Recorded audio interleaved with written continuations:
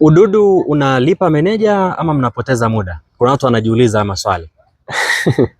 Unajua bana kila mtu unajua unapojiweka inafanya kila mtu awe na maswali mengi, na hiyo ni kitu kizuri sana, watu wana maswali juu yako wewe. Na watu wasipokuongelea siku zote utakuwa huna impact.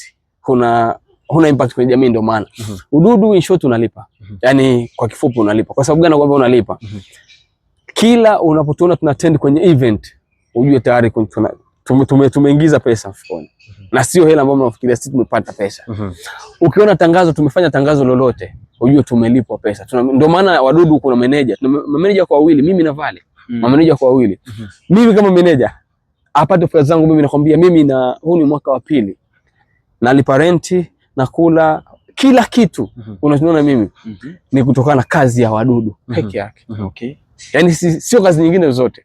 Kama kuna hela nyingine napata nafanyia mambo mengine, lakini hela ambayo nitalipa rent na ni kazi za wadudu. Kwa maana hiyo ni kazi inayolipa. Naweza tusipate kazi miezi miwili, lakini mwezi wa tatu unapata kazi afu nakulipa vizuri. Yaani unafidia makorongo yote ya miezi miwili. Yeah, ni vizuri kwa ududu unalipa. Sababu mimi napenda kuambia hata vijana wengi ambao wanajaribu kufanya hizi content au hata kutuiga sisi wadudu, kutengeneza content kama sisi. Mimi napenda kuadvise kidogo kwamba kutengeneza umaarufu ni kazi rahisi sana, lakini kuconvert umaarufu uwe pesa ni swala lingine pia. Kwa natakuwa uwe smart. Kama ukishatengeneza ukishakuwa maarufu, ijue thamani yako, afu jua unatafuta nini. Convert umaarufu wako uwe pesa. Na hapo wengi ndo walikuwa wanashinda. Na hapo maarufu sawa, lakini wanashindwa kuconvert kupata pesa. Alafu sisi wadudu hatutaki kuonyesha maisha yetu kwa kila mtu kwamba tuna hiki. Sababu tunajua muda ndo rafiki wa kweli. Muda utafika, tutaonyesha watu, ni muda sahihi, tutaonyesha tu kwamba kwa ajili ya kuwa motivate vijana wengine kwamba sisi wadudu tuna hiki. Tumepata vyote kwa sababu ya kazi ya ududu. Ndio maana unaona, kwa sababu hiyo watu ambao wanaelewa tunachokifanya ni nini, ndio maana unajikuta tunapewa matangazo makubwa na kampuni kubwa zinatuamini kwa ajili ya kutupa matangazo. Tunafanya nao kazi kwa sababu wanajua hawa ni content creator, watakuwa na maisha yao mengine tofauti na hapa. Unawezaje wa manage wadudu? Kwa sababu ku manage vijana wasanii kama ambao ndo tuseme wanaanza, huwa kuna kelele nyingi sana. Ndio nasema miluzi mingi upoteza mbwa. Kwa hiyo wanasikia miluzi mingi huko kiasi kwamba hata wewe mwenyewe inakukatisha tamaa. Unawezaje kuhandle hilo? Okay. Kabla hatujajiita wadudu, ulikuwa ni Sugar Dance. Pastor Goralian, Smoker, Dizo, Mboro. Walikuwa ni Sugar Dance.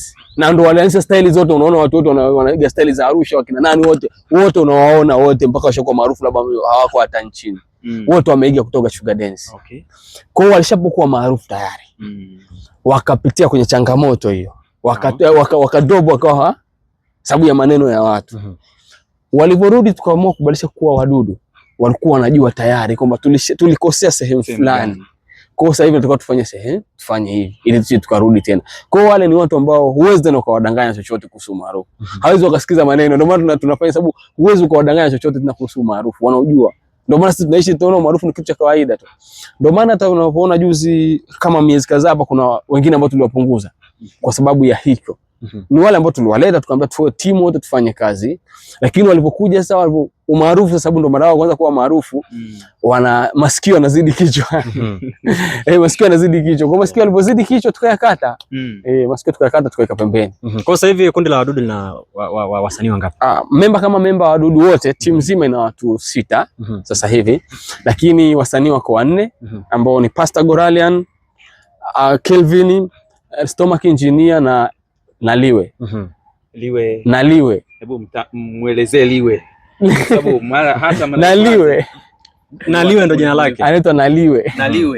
Kuna Liwalo? Ndo Liwalo na Liwe. Kulikuwa kuna Liwalo na Liwe, lakini Liwalo akaa ndo hiyo ambayo tukampunguza na Liwe ndo akabaki. Okay. Sawa. Kwa ambaye na Liwe ambaye ndo msanii mdogo kati ya wote. Okay. Ndo msanii mdogo. Ndio kama umefanya usajili mpya. Hapana, alikuwepo muda wote. Alikuwepo hata wote, timu ilikuwa na wasanii 6, mameneja walikuwa 2. Sawa. Kwa wale tulikuwa 8. Kwa wale tulivyopunguza wale 2 kutokana na utovu wa nidhamu, tukabaki na hawa 6, lakini na Liwe alikuwepo. Lakini mara kwanza huwezi kujua jina lake, sababu wasema Liwalo na Liwe. Okay. Walikuwa wanaitwa Liwalo na Liwe. Kwa hiyo yupo Sawa. Doni, uko na vijana ambao ni wadudu. Yeah. Na ni watu ambao wanajulikana. Lakini kuna wengine ambao ulishawasimamia. Yamkini leo ndio watu wanajua kwamba Doni alisimamia nani na nani na wako wapi. Hiyo bwana, kuna vitu vingi mimi sipendi kusema, lakini sio kwa ubaya. Okay. Najua kwamba uko nao ni familia ambayo tutafanya nao. Na leo na kesho tena tutakutana nao, mnafanya kazi. Na tutafanya kazi. Mimi nilikuwa meneja wa Zuli Comedy. Hata unaona ile nyimbo ya Mwagilia Moyo yote ile ndo hata wenyewe uzuri wana appreciate ndo kufanya. Hata kwenye Mwagilia Moyo yote mimi ndo waandishi wangu, na mimi hata mimi nimeimba kule. Hata mpaka chorus nimefanya kule. Kwa hiyo kipindi ile nilikuwa nasimamia, lakini ilikuwa hakuna makubaliano ya mikataba na nini. Lakini ilikuwa tunafanya hizi twende tufanye hivi ili tufike tutimize ndoto zetu. So far nashukuru Mwenyezi Mungu anafanya vizuri. Maisha yanaendelea. Na baada kabla hapo kuna wengine nishawasimamia, lakini ndio maana ndio kaja kwa wadudu. Kwa mimi kwenye hii industry, music industry, kuna mimi nilikuwa msanii, lakini kuna wasanii wengi ambao nimewasaidia direct kuwa manager wao, na wengine indirect kwamba kuwachukua, kuwapa connection, kuwa na hapa hivi. Even though kuna anafanya vizuri Black Queen. Yes. Black Queen mimi ndo nilimconnect na Black Market Records Nairobi. Na hata mimi nilimtoa kupeleka Nairobi, Black Market Records. Mimi ndo nimemtoa, nimempa connection, nilimtoa nikaenda Dar kufanya naye interview, nilikuwa nampeleka kufanya naye interview kwa gharama zangu, na mimi nilikuwa nafanya promotion ya nyimbo yangu. Nimetoka nikao na ngangania nataka management, nikaongea mimi mwenyewe nikamwambia ongea na Cedric.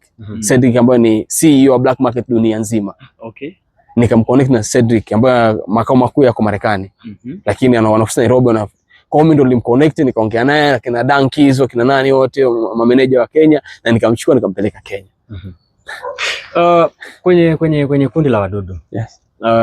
Nini sijui kama unaweza kaisema hii. Yes. Lakini labda kama utaamua kusema ni kiasi gani kikubwa sana cha fedha ambacho mmewahi kukiingiza katika kazi zenu mpaka vijana wakasema meneja? Unajua sometimes ngoja niwaambie kitu kimoja.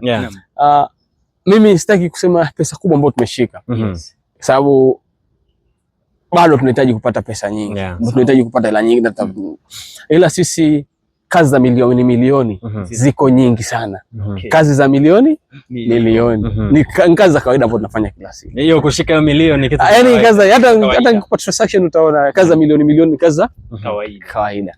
Kwa hiyo sitaki kuambia kwamba tunashika hela nyingi kubwa ni kiasi gani, lakini amini kama sisi tushafanya kazi na kampuni kubwa nyingi. Tushafanya kazi na kampuni kubwa, na sasa hivi nashukuru Mungu bado kuna kazi zinakuja na kampuni kubwa nyingine nyingi. Kwa hiyo nashukuru Mungu anaonyesha. Manager sio wewe una ududu wa Cedric. Au ududu ndo kitaa una. Mimi mdudu. Wewe ni mdudu? Mimi mdudu kabisa.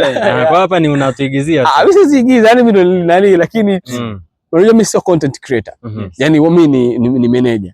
Hiyo kazi ni ya kwao. Hata kama kuna vitu ambavyo nitakuwa niongee kama wao, lakini nawaachia kwa sababu ni kazi yao. Kwa hiyo wakati mwingine pia na wewe unahusika katika ku-create. Yani wote tuna ile ni team, ile ni familia, ni team. Sababu ili kazi tu deliver kazi nzuri kwa mashabiki, sababu lazima mkae chini hapo, usiweke ile neno, weka hivi. Yani hata mimi nikilala nikiwa na idea nawapelekea, naambia hebu na idea, hebu tuichakate tufanye kitu. Naweza hata saa 6 usiku kupigiana simu. I said na idea, hebu kuna idea hivi na hivi na hivi. Hata mimi nikapiga simu, wakanipigia simu wao. Au wakampigia yule manager mwingine bwana Vale. Wakampigia Vale, bwana I Vale, tuna idea hii, hebu ongea na manager Doni bwana, hebu idea tu. Jaribu kuna ni inakaaje. Kwa hiyo